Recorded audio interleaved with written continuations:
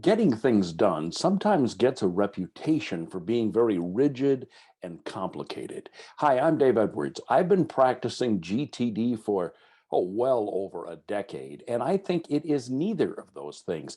But the trick is that you don't overthink it.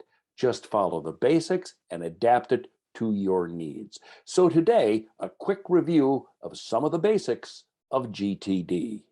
Before we get started, I want to remind you that I have a newsletter that I publish once a week. It's absolutely free. It focuses on productivity, leadership, management, GTD, Evernote, all sorts of productivity issues, and I'd love to send it to you every week. As I said, absolutely free. All you have to do, go to my website, daveedwardsmedia.com, click on the contact page, and sign up, and we'll take it from there. So let's take a look at the 5 basic steps of GTD and break them down a little bit. It starts with capture. Collect everything you have to do that's on your mind, ideas, projects, things you want to do, things you have to do, things that are tucked into project folders. Clear out your email box, your voicemail, anywhere that ideas collect. Now, once you have captured all those ideas, stage 2 is to clarify. After you've collected your ideas, you have to review them. Now, some people make a mistake of trying to do this while they collect, but it's really better if you treat this as a separate step. Process each item by deciding what that item means and what you need to do about it. Is it something that you need to do soon? In which case, then it should go on your to-do or your next action list. If it's a call you need to make, it goes on your call list. If it's a document you might need later, well, then you want to put it in your reference file. If it's related to a project, of course, you want to make sure it's tagged to the right project. And if you no longer need the item, let's say it's something that you thought of some time ago, you wrote it down, you're finally getting around to processing it, you look at it, you go, I don't really need to do this anyway. Throw it out, you disregard it. Next up, you have to organize everything. Group everything into categories. For example, your list of projects.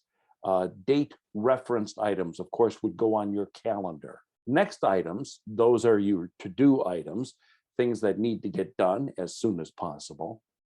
Then step 4 is to do a little reflection.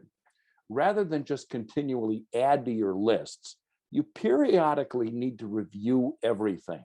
Now, one of the key components of GTD is to do a weekly review, and we'll talk about weekly review in a future segment.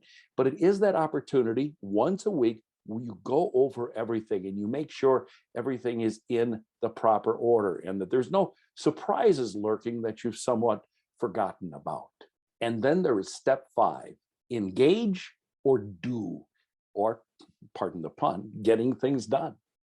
A productivity system is only as good as your ability to not just maintain the system, but have time to actually do your tasks or your next actions. And this is where I think a lot of people make mistakes. Quite frankly, I have been there. Where you develop a system, maybe it's based on GTD or something else. It might involve a computer program or a notebook, and you design this really complicated system, and you're spending most of your time maintaining the system. And for every moment you spend maintaining the system, you don't have time to get your work done. Ideally, you want to have a system that's pretty easy to maintain. There's kind of a natural flow to it. It might come just from your weekly review, or it just might come from your daily activities, but it's not complicated and it still gives you the time you need to get your chores done. And that's one of the major purposes of this series of videos that I'm going to share with you over the next few weeks and months, is to show you how you can build a system around GTD, how you can make it work for you without overbuilding the system. Those really are the 5 steps in a nutshell. So as you can see, they're really not all that complicated. And here's another secret. There's no one way to do each of these steps as long as you do them. So this series is going to be designed to demystify GTD and help you implement it so you can be more productive. I would ask that you subscribe if you're interested in building a better productivity system. Maybe you're already using some components of GTD.